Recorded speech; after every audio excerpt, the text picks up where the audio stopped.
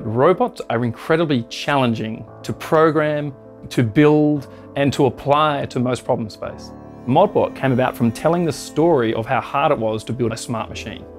What we see is a vision of the future where human beings no longer need to do dull, dirty, dangerous tasks. The point of it is to make robots dramatically more accessible. It's kind of like an intent multiplier. All these people with these cool ideas can now actually execute on them, and then that'll propagate out, and then other people will have more ideas, and then they'll be able to execute on them as well.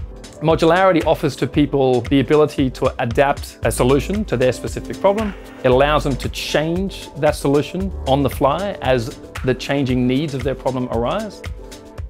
So a great advantage that Modbot has over others is that we have started with modularity in mind. We have solved the challenging problems of really quick and highly reliable plug-and-play mechanical and electrical interfaces, which allows us to be able to build up solutions on top of that modularity very easily. We've worked with some of the biggest, most advanced brands in industry. We've worked with Siemens and Boeing, and we've helped them solve some unique problems. I think, however, the most exciting big opportunity is the idea that small businesses that have never had a robot before can now build something that matches their requirements and saves them or makes them money and has the potential to impact tens of thousands of businesses.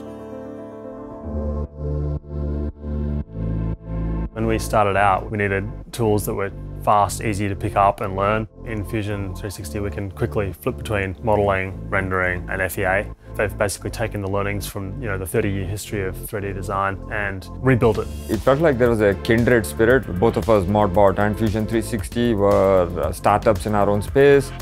We had a vision of disrupting the status quo. It's very satisfying to see this startup that I saw 4 years back grow into a mature company that is ready to launch into the robotic space. I was able to give them a lot of feedback and actually listen. We found that over the years, the tool actually grew and developed with us. As our requirements went up, the tool got better and better, and features that we requested appeared. Our entire company is dependent upon Fusion 360, and this whole ecosystem can now talk to each other because of this cloud connectivity. You can comment through it, you can share these files.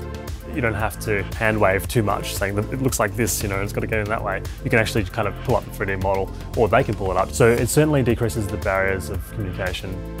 The opportunity is to put a platform in front of people that allows more and more people to be applying robotics to their problems.